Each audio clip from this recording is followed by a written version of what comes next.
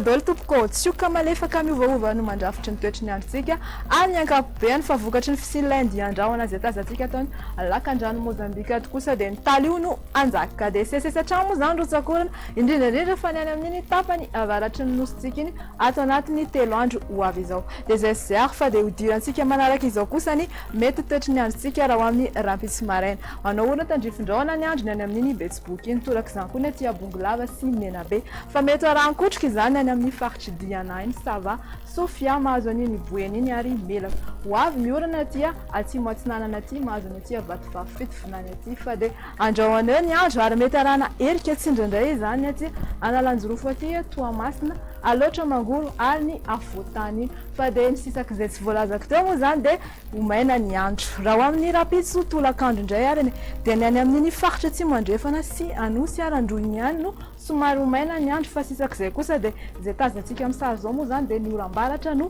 anjaka rano maripana kosa ny asiteny dia ny ambany-drindra vinavinaina moa zany dia 10 degré celsius izay tazana aty vakinankaratra aty izany ny ambony-drindra kosa dia mame tarehy marika 4 degré celsius izay hitany toliarany izany alohan'ny amaranantsika amin'ny fandarana dia indro toetra anao manaraka izao kosa ny mety ho toetry ny andro amin'ireo tanàn-dehibe sy manodidina antsika ho avy ny orana ny Paris Johannesburg fa anao orana tandrifindraona kosa ny andro any amin'ny Milan